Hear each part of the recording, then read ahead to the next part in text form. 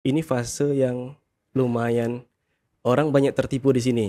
Kita masuk ke fase kritis, yaitu biasanya demam sudah mulai turun. Ini berlangsung selama 2-3 hari. Mungkin yang diketahui oleh banyak orang trombositnya menurun, Iya. benar. Pada nanya, dok, trombositnya gimana dok? Trombositnya, padahal Iya. nyariin trombosit nih dok. Benar. Nah, Padahal yang kita nilai tidak hanya trombosit, Trombos- ini kok demamnya masih ya dok, dan trombositnya tidak belum turun-turun. naik. Padahal kami sudah memberikan yang namanya jus jambu biji, juga bahkan untuk pemberian jambu biji dan seterusnya, apakah itu dalam bentuk ekstrak jambu biji ataupun dalam bentuk jus jambu biji ataupun jambu biji langsung, itu kita justru perlu berhati-hati juga Dokter Anggi.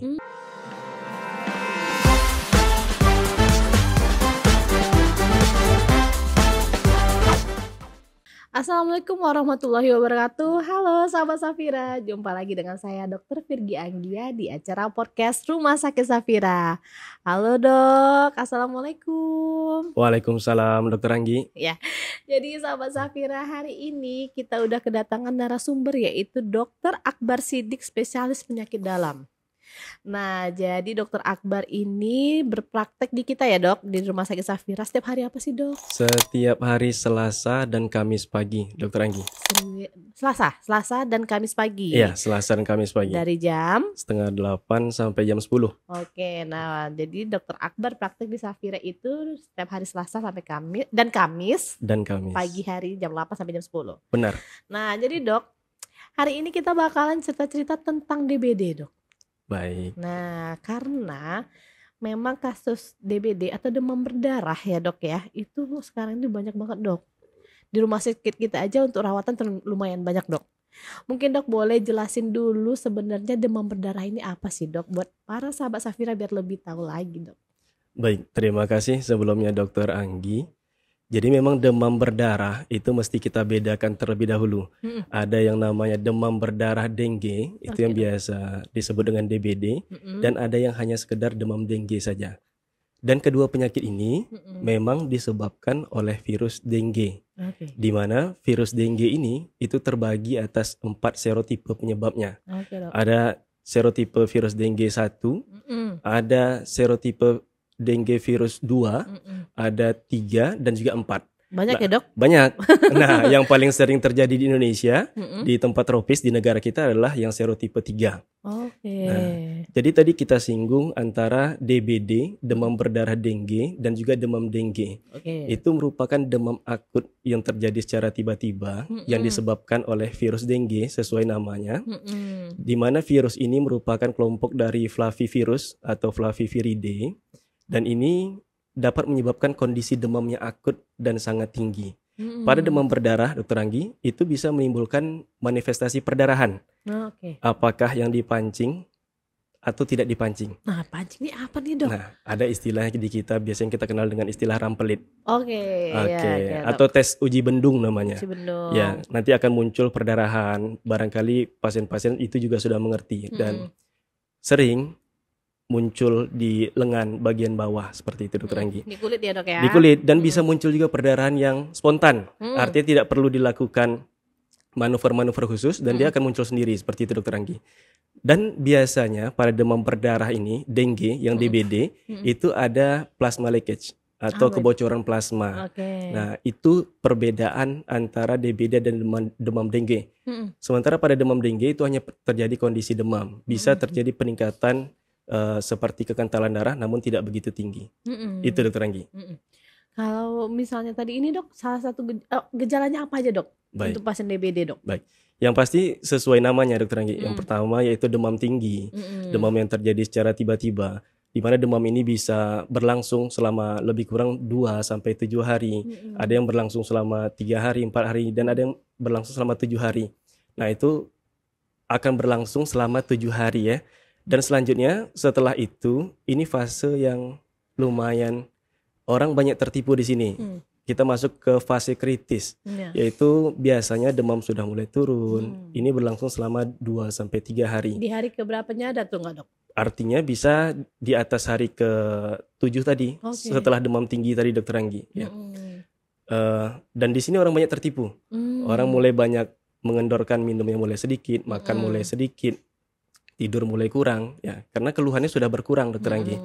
Dan nanti ternyata tiba-tiba terjadi kondisi yang tidak diinginkan seperti lemah, letih, dan penurunan nafsu makan, dan ada mual muntah. Nah itu nanti yang jatuh kepada demam berdarah tingkat beratnya, seperti itu. Jadi gejala-gejala yang muncul selain demam itu bisa muncul lagi nyeri kepala, lalu nyeri di belakang mata atau kita sebut dengan retroorbita, lalu bisa nyeri sendi, lalu bisa nyeri pada otot, bahkan bisa timbul keluhan seperti nyeri pada gangguan pencernaan, Ya, benar seperti dok. mual, muntah, dan seperti manifestasi perdarahan. Apakah itu dari bawah tangan bagian bawah ya, lengan, atau bisa muncul perdarahan pada gusi, adapun mimisan, atau ya, yang paling berat ini yang paling dikhawatirkan yang biasa menimbulkan banyak perdarahan adalah perdarahan saluran cerna, yaitu muntah darah ataupun BAB-nya berdarah, seperti itu Dokter Anggi. Benar. Mungkin yang paling sering para sahabat Safira tahu itu mimisan ya dok? Benar. Nah kalau udah mimisan nih dok, DBD nggak ya dok? Nah rupanya ternyata banyak juga gejala lainnya ya dok. Demam, terus nanti sudah ada bisa ke pencernaan juga, bisa muntah-muntah ya dok. Nyeri perut bisa juga ya dok? Bisa, bisa karena pasien bisa mengalami penurunan nafsu makan, mual muntah, diare bahkan, ya demikian Dokter Anggi. Banyak juga nih dok gejalanya. Iya, dan itu pun perlu kita konfirmasi juga dengan laboratorium. Nah iya, berarti kita harus ada pemeriksaan ya dok? Benar. Harus cek labor. Benar, cek laboratorium. Jadi pemeriksaan laboratorium itu dianjurkan ketika di hari ketiga, minimal di hari ketiga demam. Ya. Nanti dari sana akan kita lihat apakah ada kekentalan darah yang meningkat, atau kita sebut dengan hematokrit yang meningkat, atau apakah ada nilai leukosit yang menurun atau leukopeni, lalu apakah yang mungkin yang diketahui oleh banyak orang trombositnya menurun. Benar. Pada nanya dok, trombositnya gimana dok? Trombositnya padahal nyariin trombosit nih dok. Benar. Padahal yang kita nilai tidak hanya trombosit, tapi yang kita nilai bisa dari hematokrit atau kekentalan darahnya, lalu bisa juga kita nilai dari leukositnya, didapatkan nilai leukosit yang rendah atau leukopeni. Benar dok. Nah jadi berarti buat sahabat Safira itu di hari ketiga ya dok ya? Benar, di hari ketiga sudah bisa diperiksa kan? Ya, jadi demam 3 hari, tidak turun-turun, ada sakit kepala, bisa mungkin dicek dulu ke vaskes terdekat ya dok ya. Benar. Kalau misal bisa ada lanjutan bisa dicek labor. Benar, ya kan dok? Benar Dokter Anggi. Nah dok, jadi kalau misalnya dok, banyak tuh kita pasti sering dengar pasien datang tuh, dok saya demam berdarah atau saya malaria ya dok. Itu sering nggak dok kalau ditanyain tuh dok? Iya sering. Demam berdarah atau malaria, sebenarnya apa sih dok perbedaannya dok? Nah yang paling pertama sekali yang mesti kita ketahui, kalau demam berdarah itu disebabkan oleh virus. Virus artinya self-limited disease, dia dapat menghilang. Kita tugasnya hanya meningkatkan sistem imunitas kita saja, ya, meningkatkan daya tahan tubuh seperti itu. Dan itu disebabkan oleh virus dengue tadi, dan dibawa oleh nyamuk Aedes aegypti, dan bisa juga oleh nyamuk Aedes albopictus. Nah ini biasanya ada belang-belang putih di badannya, itu khasnya. Ya. Dan biasanya menggigit pada pagi atau sore hari, itu umumnya. Dan biasanya munculnya nyamuk ini pada tempat yang tergenang, bisa tempat yang bersih, seperti itu. Nah sementara pada malaria, Dokter Anggi, itu munculnya umumnya pada tempat yang kotor, misalnya seperti rawa-rawa, dan dia biasanya ada demamnya juga. Nah berbeda dengan demam berdarah tadi yang biasanya tinggi, dari bisa sampai hari ke-7, bisa selama 2 hari atau selama 7 hari. Dan kalau seandainya demam pada malaria ini, itu ada triasnya, ada 3 yang khasnya. Dia tidak langsung muncul dengan demam Dokter Anggi. Ada fase yang pertama yaitu fase dingin. Biasanya pasien itu menggigil, selimutan, seperti itu. Dan yang kedua itu masuk ke fase demam. Ya, jadi yang ketiga masuk ke fase keringat yang banyak. Jadi ada dingin, ada demam, ada keringat banyak. Nah itu berbeda dengan kondisi pada demam yang disebabkan karena DBD, demam berdarah atau dengue tadi. Ya, nah seperti itu Dokter Anggi. Dan selanjutnya keluhan yang muncul biasanya, kalau demam berdarah itu lebih kepada gangguan fungsi hati. Nah, sementara kalau dari malaria, itu kalau kita lakukan pemeriksaan fisik, itu bisa didapatkan limpa yang membesar. Karena fagosit di sana memakan eritrosit yang sudah terinfeksi dari nyamuk Anopheles yang menyebabkan malaria tadi. Ya, seperti itu Dokter Anggi. Dan juga keluhan yang sering muncul itu salah satunya adalah ikterik. Kuning ya dok. Kuning, jadi didapatkan kuning pada pasien dan itu biasanya tidak ada pada demam berdarah umumnya. Dan kita juga mesti harus hati-hati karena tidak hanya trombosit tidak hanya terjadi pada demam berdarah, itu juga bisa terjadi pada malaria. Berarti trombosit turun bisa juga ya dok bisa, ya? Trombosit turun bisa juga pada malaria, seperti itu. Jadi untuk pemeriksaan lanjutan jika kita masih ragu dari gejala klinis tadi bisa kita lakukan pemeriksaan tambahan. Misalnya seperti pemeriksaan IgG ataupun IgM dari demam berdarah atau pemeriksaan NS1 dari hari 1 sampai hari ke-8 demam. Dan juga untuk malaria tadi sangat penting kita tanyakan apakah sebelumnya, apakah akhir-akhir ini riwayat bepergian ke daerah endemis seperti itu. Sementara kalau demam berdarah itu kita tanyakan apakah tetangganya, rekan kerjanya ada yang demam berdarah juga enggak. Nah, itu khasnya.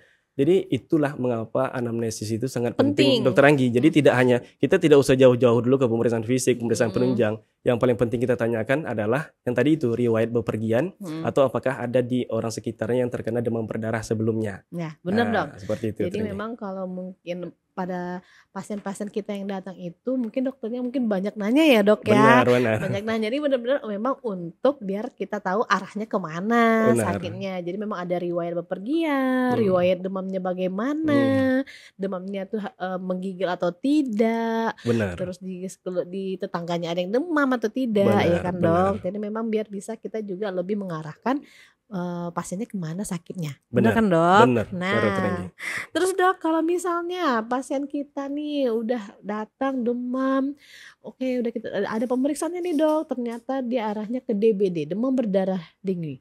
Penata laksananya apa sih dok? Tata laksana yang harus kita berikan ke pasien. Baik. Kalau DBD, demam berdarah dengue, itu tidak ada sejauh ini terapi khusus yang diberikan. Misalnya seperti kita berikan antivirus, nah itu tidak ada. Berbeda dengan malaria tadi, malaria parasit ya, itu bisa kita berikan obat-obatan anti malaria.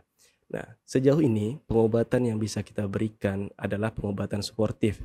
Dan yang utamanya adalah pemberian cairan Dokter Anggi. Benar. Nah, jadi kalau terkesan sepele, jadi barangkali dari pasien juga kuncinya adalah pemberian cairan. Ya. Namun tidak semua pasien ataupun keluarga itu bisa mengerti. Dan ini pasti Dokter Anggi juga pernah mendapatkan, dok ini kok demamnya masih ya dok dan trombositnya tidak turun-turun. Padahal kami sudah memberikan yang namanya jus jambu biji. Nah, seperti itu. Ya. Jadi sejauh ini Dokter Anggi, tata laksana utama itu tetap pemberian cairan yang adekuat. Seperti itu. Pemberian cairan yang adekuat lebih kurang ya 2 liter per hari. Harus cukup. Bahkan untuk pasien-pasien yang intake-nya terganggu, apakah tadi ada mual, muntah, dan sulit untuk minum, itu wajib dirawat. Karena bisa kita berikan pemberian cairan melalui infus atau pembuluh darah, seperti itu. Jadi itu Dokter Anggi. Jadi kalau untuk jambu biji sebenarnya, jambu biji itu memang mengandung vitamin C. Ya, lalu ada mengandung yang namanya flavonoid quercetin. Lalu juga ada namanya mengandung trombinol. Itu yang kayak senyawa seperti trombinol tadi itu berperan dalam merangsang ada yang namanya trombopoietin untuk mengaktifkan lebih banyak trombosit benar di sumsum tulang seperti itu Dokter Anggi. Itu menurut studi-studi yang ada dan ada juga kandungannya tadi seperti quercetin, flavonoid seperti itu. Itu berperan katanya dari studi tersebut disebutkan dapat menekan replikasi virus. Tapi pasti memerlukan penelitian lebih lanjut seperti itu Dokter Anggi. Jadi bukan serta-merta itu harus kita berikan sebagai terapi utama. Sekali lagi yang paling penting adalah terapi utama adalah cairan. Ya. Dan juga bahkan untuk pemberian jambu biji dan seterusnya, apakah itu dalam bentuk ekstrak jambu biji ataupun dalam bentuk jus jambu biji ataupun jambu biji langsung, itu kita justru perlu berhati-hati juga Dokter Anggi. Karena kita tahu yang namanya demam berdarah dengue, ya. Di sana terjadi penurunan trombosit, ya. Artinya salah satu manifestasi perdarahan yang mungkin terjadi adalah pencernaan. Perdarahan saluran cerna. Seperti mual muntah yang berdarah ataupun BAB berdarah. Dan jambu biji yang sifatnya asam itu memungkinkan untuk meningkatkan rasa mual ataupun adanya perdarahan tadi. Jadi tetap yang utama adalah cairan. Pun jika ingin memberikan jambu biji itu hanya sebagai suplementasi tambahan. Seperti itu Dokter Anggi. Benar. Berarti memang cairan ya dok yang Benar, utama. cairan. Jadi kalau misalnya sering nih dok question, dok emang cuma minum aja dok, cuma cairan aja dok. Jadi memang itu terapinya ya dok ya. Benar, memang itu terapinya. Itu sudah kita dapatkan, kita bandingkan. Walaupun tidak ada penelitian resminya. Karena dia daya tahan tubuh juga nanti ya dok ya. Iya, jadi kaitan yang tadi itu Dokter Anggi, yang jambu biji ya ke daya tahan tubuh. Kita kembali ke sifat alami virus yaitu self-limited disease. Benar. Oh dok, ini ternyata setelah pemberian jambu biji, oh ini trombositnya naik dok, sembuh. Ternyata dia pemberian jambu bijinya itu di hari kelima, 6, 7 dan memang itu sudah habis masanya virus tersebut. Sudah dia mau perbaikan. Benar dok. Ya, itu sudah perbaikan. Cuma nah ini yang dapat panggungnya adalah jambu bijinya tadi. Sebenarnya ada cairan di sana, ada perbaikan alamiah tubuh dan ada sifat virus yang self-limited disease tadi Dokter Anggi, seperti itu. Nah ya benar. Jadi memang kita itu kalau menjelang di hari ke-5, 6, 7 itu memang cairan ini sangat benar-benar kita butuhkan ya dok ya. Betul Dokter Anggi. Terutama bahkan pada saat demam pun sudah tidak ada lagi. Benar. Karena takutnya nanti di situ masa kritisnya ya dok. Nah. Jadi kita memang harus minum minimal 2 liter tadi ya dok. 2 liter. Nah, terus juga nanti kalau misalnya memang pasiennya tidak bisa dapat minum banyak, makan tidak banyak, itu kan ada infus. Nah terapinya itu adalah dari infusnya. Cuman bukan pengganti makan ya dok. Bukan pengganti makan.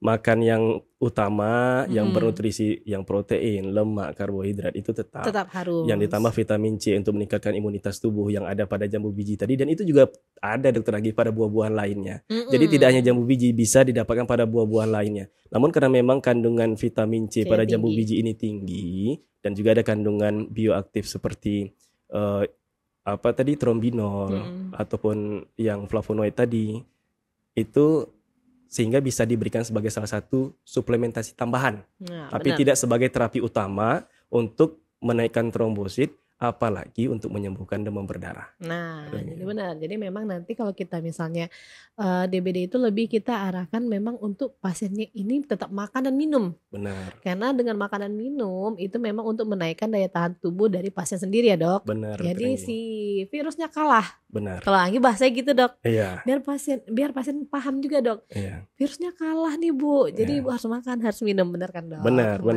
Jadi baru nanti yang terapi lainnya mengikuti ya dok. Mengikuti. Jadi harus makan dulu. Karena kalau seandainya jambu biji tadi konsumsi, sebelum makan itu pasti akan meningkatkan mual dan muntah. Jadi tetap ada makan, ada minum yang cukup, ada kuat.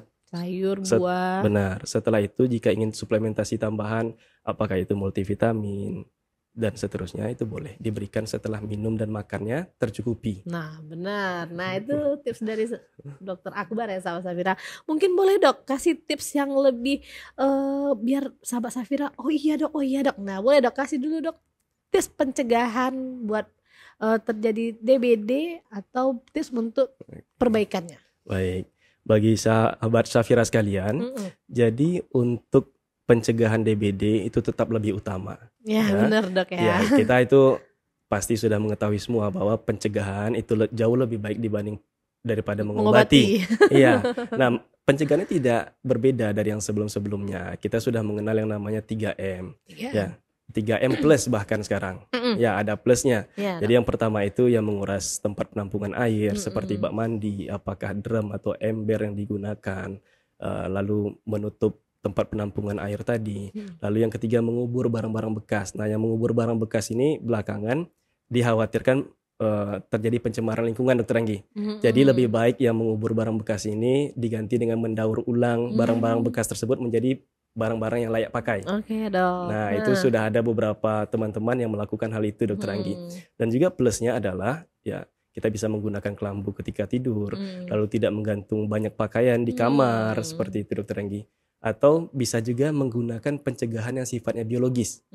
Nah itu seperti penggunaan ikan yang dapat memakan jentik-jentik nyamuk di rumah. Nah benar dok. Nah itu alami ya, biologis. Dan juga bisa menggunakan tumbuhan-tumbuhan yang bisa kita tanami di rumah, sahabat Safira sekalian, seperti citronella yang pohon jeruk, ataupun serai, ataupun lavender seperti itu. Bisa juga ya dok ya. Itu bisa sebagai salah satu alternatif Dokter Anggi. Atau pencegahan secara kimiawi. Nah, seperti menggunakan larvasida. Nah, larvasida seperti pemberian bubuk yang kita tabur. Benar. Abate ya dok ya? Iya, larvasida. Itu ya dok. Ya, itu bisa kita berikan per 2 bulan di tempat-tempat penampungan air, Dokter Anggi, seperti itu. Dan juga pemberian ataupun penyemprotan fogging. Nah, fogging memang tidak terlalu efektif pada tidak membasmi telur ataupun larva nyamuk itu, tapi dia bisa membunuh ataupun menghentikan penyebaran nyamuk tersebut. Nah, seperti itu. Jadi dimulai dari nyamuk itu kecil sebelum berkembang sampai menyebar pun itu kita lakukan pencegahan tadi, Dokter Anggi. Jadi tipsnya benar-benar untuk pencegahan ya dok? Pencegahan. Daripada mengobati. Lebih bagus daripada mengobati. Benar. Oke, Dokter Akbar. Mungkin ada lagi nggak dok tips-tips lainnya untuk DBD ini? Tips lain, hati-hati, barangkali tetap kita periksakan di hari ketiga. Oh, hari ketiga. Terutama jika muncul manifestasi perdarahan, kita sebagai apakah itu sebagai pasien ataupun sebagai tenaga medis harus aware, harus aware. Bisa kita perhatikan lingkungan sekitar, ada nggak nih Dokter Anggi yang terkena demam berdarah seperti karena itu. Karena dia berbahaya juga kan dok? Berbahaya, karena demam berdarah ini bisa berkembang menjadi shock, Dokter Anggi. Nadi bisa tidak terukur, sudah itu bisa muncul keringat dingin, keringat banyak, lalu gelisah, tekanan darah juga tidak terukur. Itu yang kita sebut dengan renjatan atau dengue shock syndrome. Dengue shock syndrome. Seperti itu, Dokter Anggi. Dengue shock syndrome. Nah, itu jangan sampai kita terkena sampai ke situ ya, Dok. Jangan sampai. Nah, jadi ikutin tips pencegahan dari Dokter Akbar tadi ya, Dok. Iya, Oke, Dok.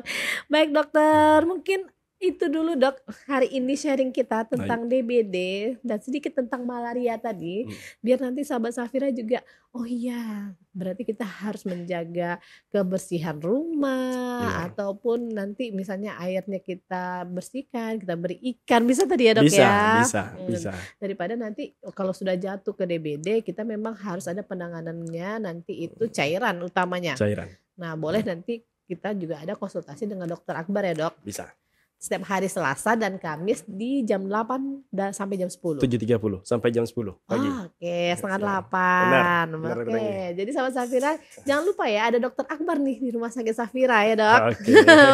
Jadi boleh konsultasi apapun bisa ya dok. Insya Allah. Penyakit dalam ya Dokter Anggi ya? Iya, tentang penyakit dalam. Iya benar, nanti kalau misalnya ada penyakit dalam dari orang tuanya, sahabat, teman atau sahabat Safira sendiri boleh langsung konsulkan. Oke dokter, makasih dok. Sharing kita hari ini, nanti mungkin kita akan ada sharing-sharing lainnya di lain waktu ya dok. Baik, terima kasih sahabat Safira. Mungkin sampai sini dulu sharing kita hari ini dengan tema DBD, demam berdarah dengan Dokter Akbar Siddiq, spesialis penyakit dalam. Nanti kita jumpa lagi ya di podcast berikutnya. Terima kasih. Assalamualaikum warahmatullahi wabarakatuh. Bye-bye.